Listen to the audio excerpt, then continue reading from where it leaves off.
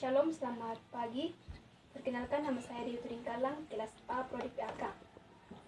Di sini saya akan menjelaskan perjalanan Paulus yang pertama dan kedua. Perjalanan Paulus yang pertama dimulai dari Antioquia, di mana tempat ini Rasul Paulus dipanggil oleh Allah untuk melaksanakan tugas yang telah diberikan Allah bagi dia.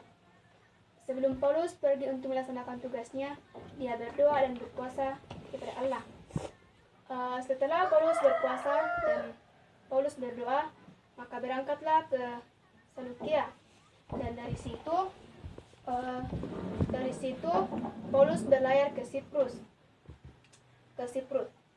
Setelah sampai Paulus di wilayah Siprus di daerah Salamis, Paulus pun memulai bertugas untuk memberitakan firman Allah di rumah-rumah ibadat orang Yahudi. Dibawalah Rasul Paulus bertemu dengan Yohanes, dan Yohanes pun menyertai Paulus sebagai pembantu Paulus. Di dalam melaksanakan tugasnya di Salamis, Saulus bertemu dengan seorang Yunani yang bernama Bar Yesus. Ia adalah seorang tukang sihir dan nabi palsu. Di Salamis juga Paulus mengikuti anak iblis yang ingin menghalang-halangi dan membelokkan gubernur. Di Salamis juga membelokkan gubernur di Salamis. Dari imannya, karena gubernur pada saat itu ingin mendengarkan firman Tuhan. Dari Antioquia di Pisidia. Di Pisidia pada hari Sabat, Paulus pergi ke rumah ibadat, lalu duduk di situ, di mana Paulus memberikan isyarat kepada orang-orang di sana. Di Pisidia juga Paulus memberitakan kabar kesukaan tentang pengampunan dosa. Setelah Paulus melaksanakan tugasnya di Pisidia, ia pun melangkahkan kaki ke Iconium, Listra, dan Derbe. Di Iconium, Rasul Paulus masuk ke rumah ibadah orang Yunani, di mana orang Yunani menjadi percaya. Beberapa waktu lamanya Paulus tinggal di Iconium.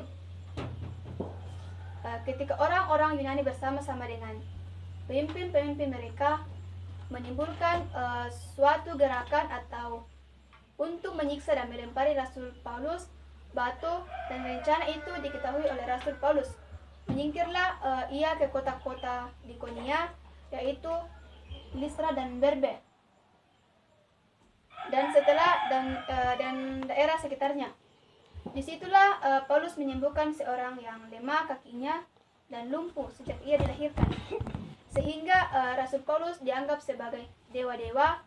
Tetapi pada waktu itu datanglah orang Yunani dari Antioquia, dari Kanaan, membujuk orang banyak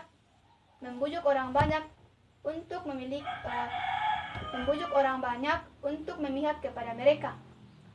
Waktu itu Rasul Paulus dilempari dengan batu dan diseret keluar kota, karena mereka menyangka bahwa ia telah mati.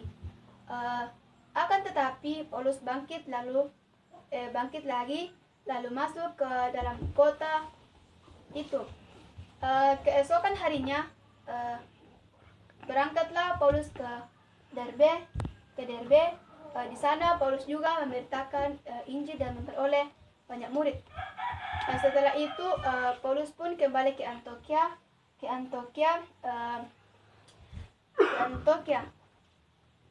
karena pekerjaannya sudah selesai. Kemudian Paulus sampai di Antioquia,